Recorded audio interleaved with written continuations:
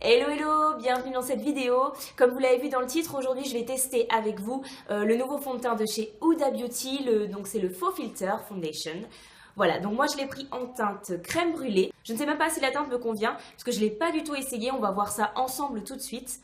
Donc j'ai décidé de ne pas appliquer de base aujourd'hui pour vraiment pouvoir voir ce que vaut ce fond de teint seul. J'ai évidemment appliqué avant ma crème hydratante. Donc c'est parti, je vais l'appliquer avec le Beauty Blender. Donc il est actuellement presque 14 h je crois, donc c'est parti. Hop, donc je prends mon Beauty Blender propre évidemment. Et je vais appliquer sur le dos de ma main, je pense, une pompe, si ça veut bien sortir. Ça y est. Ouais, vu la quantité qu'il y a sur une pompe, je vais en appliquer directement deux. Voilà. Donc la texture est assez épaisse, hein, vous voyez, il n'est pas liquide. Hop là. Il n'est pas liquide du tout. Il coule un tout petit peu sur ma main, mais vraiment. Voilà. Donc on y va. Voilà, vache. Bah écoutez, je crois que ça parle d'elle-même, c'est ultra couvrant. Bon, je me regarde dans le retour, c'est peut-être pas très pratique. Je vais quand même prendre un miroir peut-être pour être sûre de bien l'appliquer. Donc voilà, j'ai pris mon miroir, hop, on y va. Je suis, mais comment vous dire, bluffée par la couvrance. Par contre, il sèche en fait ultra rapidement. Donc il faut vraiment se dépêcher de l'appliquer. Parce que là, vous voyez, la matière que j'ai appliquée sur cette joue-là, je ne peux plus y toucher. Elle est vraiment figée sur ma peau, en fait. C'est assez particulier. Donc, il faut le travailler rapidement, apparemment.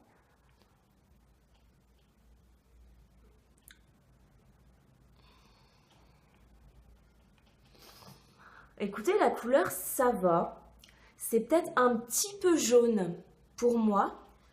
Alors, j'ai l'impression, dans le retour écran, que je fais flipper, là.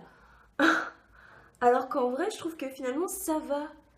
C'est pas choquant, c'est très très couvrant, mais voilà, donc je pense que là, c'est pas trop mal. Hop.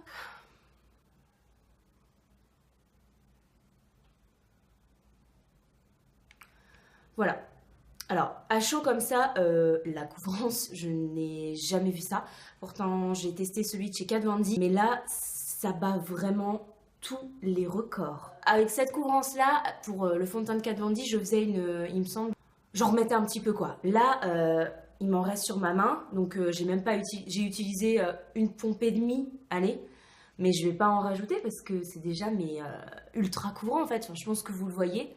Donc au niveau de la couleur, franchement, bah, je suis plutôt contente. Ça match assez bien, hein, honnêtement. Il a un effet très très mat, hein. Il est ultra mat.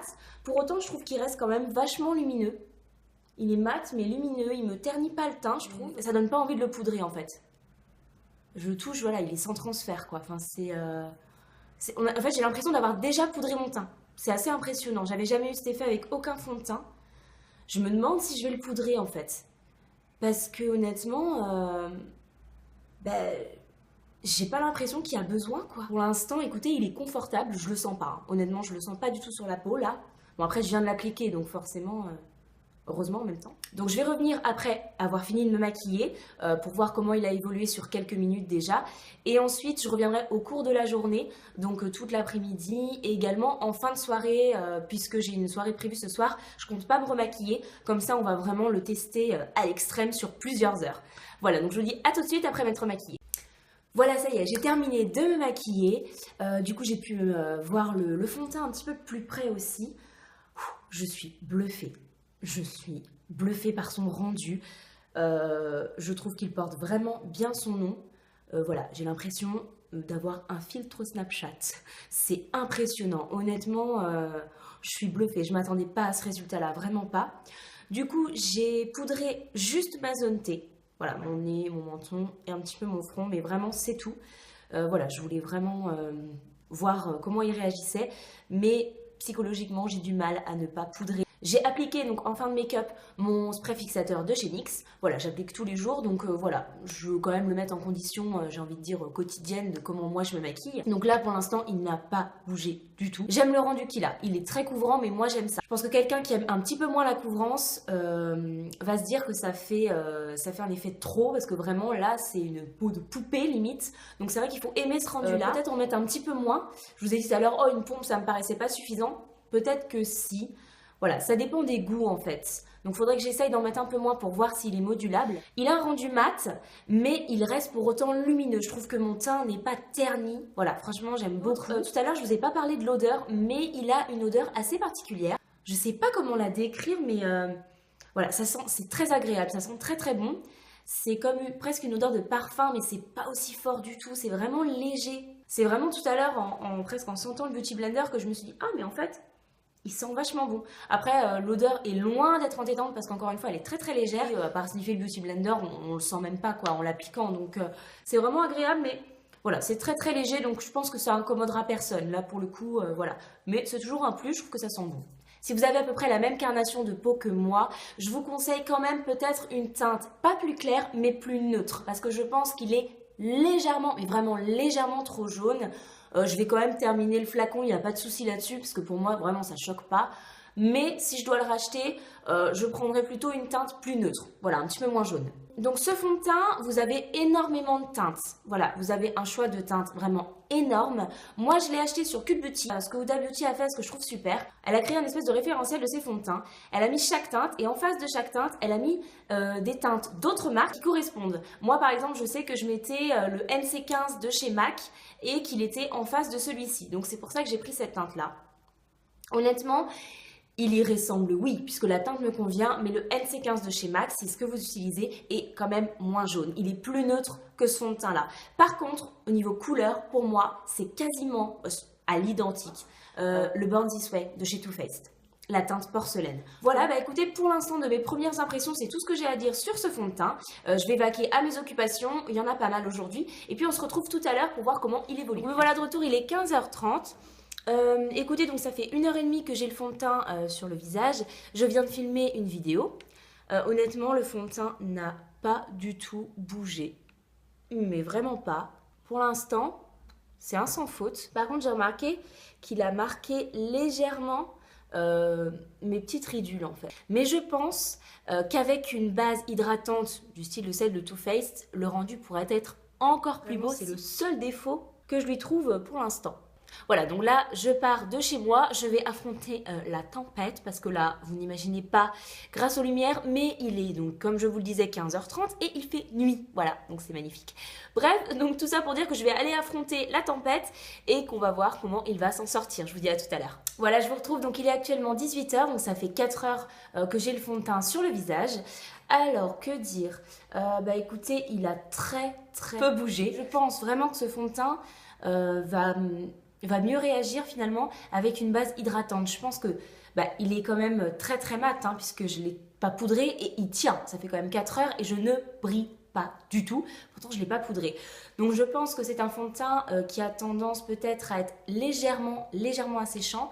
Après, moi, je ne le sens pas sur mon visage. Hein. J'ai pas de sensation de tiraillement ou j'ai pas la sensation d'avoir envie de l'enlever ou même de le sentir tout simplement. On voit que voilà, il marque légèrement les petites ridules. Signe que ma peau manque un petit peu d'hydratation. Pour l'instant, j'adore, vraiment, je l'aime beaucoup. Et la seule chose que j'ai envie là, c'est de le tester du coup avec une base plus hydratante, en l'occurrence ma base Too Faced. Donc on va voir, je testerai ça demain je pense. Voilà, donc là je vais faire du montage et ensuite je vous retrouverai donc en rentrant du coup de chez mes amis. Voilà, donc je vous dis à tout à l'heure. Me revoilà, il est actuellement 1h15 du matin, donc je viens de rentrer de ma soirée. Donc écoutez, on va regarder le fond de teint, comment il a vécu. Donc ça fait environ 11 heures que je l'ai sur la peau. Donc là, je pense que je l'ai bien testé à fond. La matière n'a pas bougé, sauf au niveau de mon nez, comme vous le voyez. Tout simplement parce que je me suis mouchée, je suis un petit peu enrhumée. Donc voilà. Ça explique pourquoi ça a bougé. Le fond de teint ne s'est pas du tout oxydé. À aucun endroit, vraiment au niveau de la couleur, il est resté exactement le même.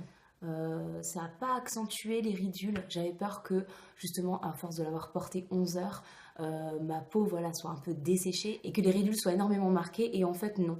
je trouve que c'est comme tout à l'heure en fait, ni plus ni moins, très honnêtement. Donc voilà, on voit qu'il a légèrement bougé, voilà, là où je me suis un petit peu touché le visage au cours de la journée et de la soirée. Mais honnêtement, aux endroits ici, là, où je n'ai pas du tout touché mon visage, par contre, le fond de teint n'a pas bougé d'un poil. Et surtout, je ne brille, mais pas du tout.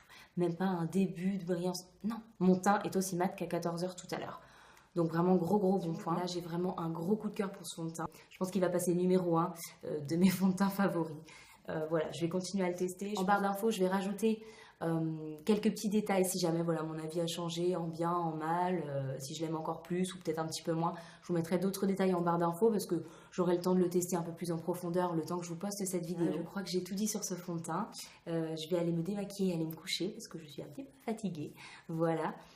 J'espère que cette vidéo vous aura plu, j'espère que ça vous aura aidé, aiguillé au niveau de la teinte et au niveau du choix, si ce fond de teint vous faisait envie ou pas. Voilà, j'espère avoir pu répondre à vos premières questions. Sur ce, je vous dis à très bientôt dans une nouvelle vidéo. Bye!